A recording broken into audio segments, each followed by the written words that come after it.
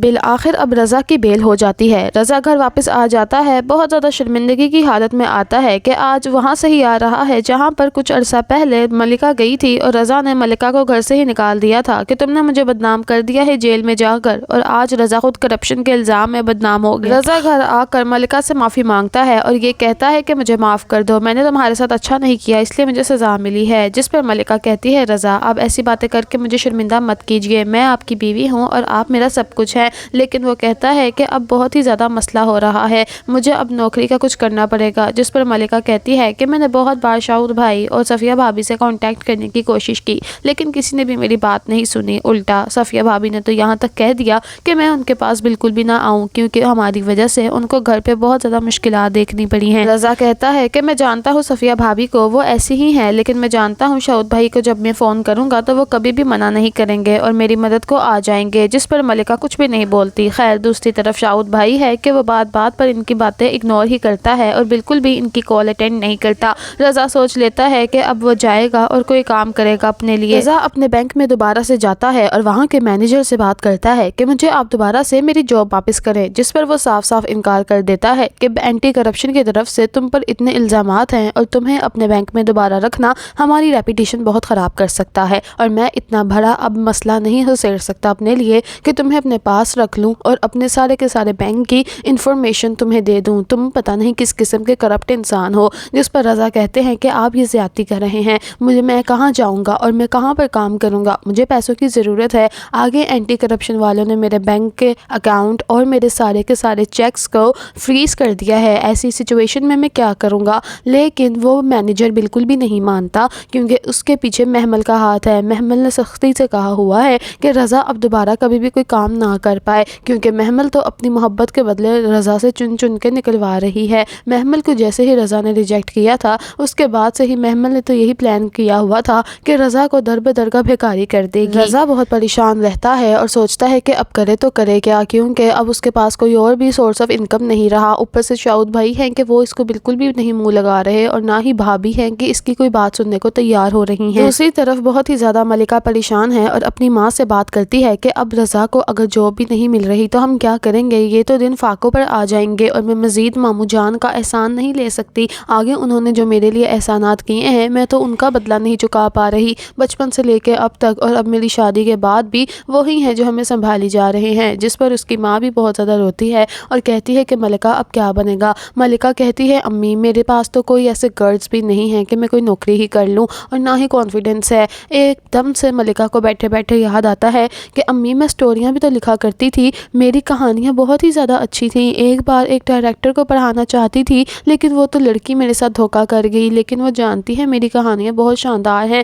اب میں اپنی کہانیاں بیچا کروں گی اور لکھا کروں گی، شاید اس سے کوئی بات بن جائے۔ جس پر اس کی ماں کہتی ہے ملکہ تم رضا سے پوچھ لو، اگر اس کو کوئی مسئلہ نہیں ہے تو پھر کوئی بیٹا مسئلہ نہیں، ویسے بھی تم لوگوں نے اب کچھ کرنا ہی تو ہے، اب مزید ماموں جان کے احسانات تو نہیں نہ لے سکتے۔ خیر ملکہ اب رضا سے بات کرتی ہے اور کہتی ہے کہ رضا میں نے سوچ لیا ہے کہ میں نوکری تو کر نہیں سکتی لیکن گھر بیٹھے بیٹھے عزت کی روٹی کما سکتی ہوں۔ رضا کہتا ہے کہ ملکہ ایسا کیسے ہو سکتا ہے؟ ملکہ کہتی ہے میں نے سوچ لیا ہے کہ میں دوبارہ سے سٹوریز لکھا کروں گی، یاد ہے آپ کو جب مجھ سے پیار ہوا تھا تو اس کی وجہ بھی تو میری کہانیاں ہی تھی، میری کہانی پڑھ کے ہی آپ کو مجھ سے محبت ہوئی اور آپ میرے گھر رشتہ لے کر آ گئے تھے کہ ہم دونوں شادی کر لیں گے۔ جس پر رضا بہت ہی زیادہ شرمندہ ہوتا ہے کہ یہ وہی کہانیاں ہیں جس کو لکھنے سے رضا اس کو منع کیا کرتا تھا۔ خیر رضا اب بہت ہی زیادہ خوش ہو جاتا ہے اور رضامند ہو جاتا ہے اور کہتا ہے کہ ٹھیک ہے ملکہ جو تمہیں ٹھیک لگے تم لکھ لو۔ ملکہ اب اپنی زندگی کی کہانیاں لکھنا شروع کرتی ہے اور لکھتی ہے کہ کس کس طرح سے اس نے اپنے شوہر کا ساتھ دیا، اس کی شوہر کی ہاں میں ہاں ملائی اور اس کی ماں نے اس کو جس جس بات سے منع کیا اس بات سے منع ہوتی رہی۔ کہانیاں لکھنے کا شوق تھا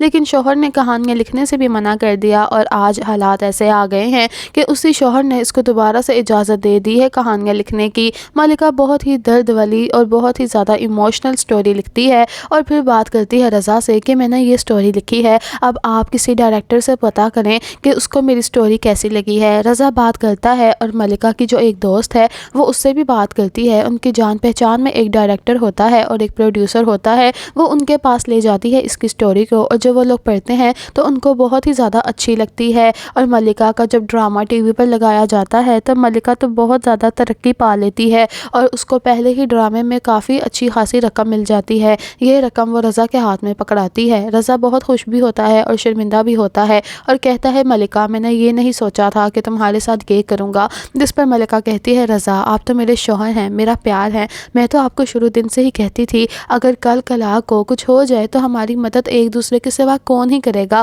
اور آپ کے سامنے ہی ہیں، آپ کا تو سگا بھائی آپ سے مکر گیا ہے، اوپر سے صفیہ بھابی نے بھی صاف صاف انکار کر دیا تھا، ایسے میں آپ کے کام نہ آتی تو کون آتا، ویسے بھی آپ کے مجھ پر بڑے ہی احسانات ہیں، آپ نے تو مجھے زمین سے اٹھا کر آسمان پر بٹھایا تھا جب مجھ سے شادی کی تھی، میں نے تھوڑا سا کام کر دیا تو کیا ہی ہو گیا۔ اب ملکہ دن رات محنت کرتی ہے، اپنی سٹوریز لکھتی ہے اور اس کو بیچی جاتی ہے، کافی پیسوں کی یہ سٹوریز بکتی ہیں، اور دوسری طرف رضا ہے کہ رضا بھی اب کوئی چھوٹا موٹا کام ڈھونڈنے کی کوشش کرتا ہے، ایک آفس میں ایک امپلائی بننے کی ناکام کوشش کرتا ہے لیکن وہاں بھی کچھ نہیں فرق پڑتا، لیکن بالآخر اب ان کی دوبارہ سے قسمت کا ستارہ روشن ہونے والا ہے کیونکہ رضا کو ایک آفس میں اکاؤنٹنٹ کی سیٹ مل جاتی ہے اور وہاں پر یہ دوبارہ کام کرنے سٹارٹ ہو جاتا ہے، اور اب آہستہ آہستہ ان کے حالات بہتری کی طرف جا رہے ہوتے ہیں، لیکن بدقسمتی سے خوشیاں ان دونوں کے نصیبوں میں دیکھنا نہیں تھی ایک ساتھ، کیونکہ رضا کو ایک بہت ہی لاحق بیماری ڈائگنوز ہو جاتی ہے۔ جی ہاں، رضا کو بہت ہی زیادہ بیمار رہنے لگ جاتا ہے،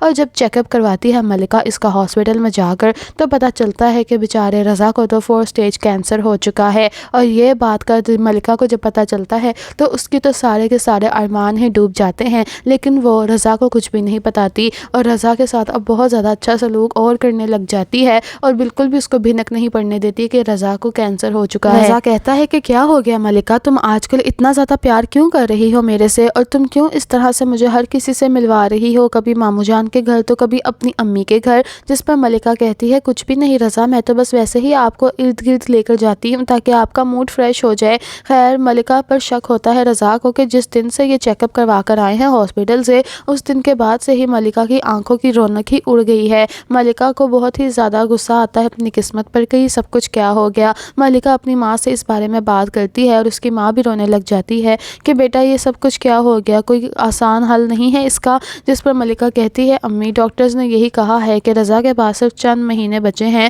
اور اس میں اس کا علاج نہیں ہو سکتا۔ یہ بات جب دونوں ماں بیٹیاں سنتی ہیں اور کرتی ہیں بیچاریاں بہت زیادہ رونے لگ جاتی ہیں۔ خیر دوسری طرف اب رضا ہے کہ وہ اپنے کمرے میں سیٹنگز دیکھ رہا ہوتا ہے ہر چیز کی، اور اپنے ڈاکیومنٹس تلاش کر رہا ہوتا ہے کہ تلاش کرتے کرتے اس کو اپنی رپورٹس مل جاتی ہیں، اور وہ جب رپورٹس پڑھتا ہے تو صاف صاف لکھا ہوتا ہے کہ رضا کو کینسر ڈائگنوز ہو چکا ہے، اور یہ جب وہ پڑھتا ہے تو رضا کے تو جیسے ارمان ہی ڈوب جاتے ہیں، ایک دم سے ہکا بکا رہ جاتا ہے کہ یہ سب کچھ کیا ہو گیا۔ ملکہ کو آواز دیتا ہے اور کہتا ہے ملکہ یہ سب کچھ کیا ہے، جس پر ملکہ بیچاری شاکڈ ہو جاتی ہے، سمجھ نہیں آتی کیا جواب دے کہ یہ سب کچھ کیا ہے۔ ملکہ کہتی ہے رضا یہ مجھے پکڑا دیں واپس، یہ آپ کے کام کی چیز نہیں ہے، جس پر وہ کہتا ہے تم نے مجھ سے کیوں چھپایا کہ رضا کو کینسر ہو گیا ہے۔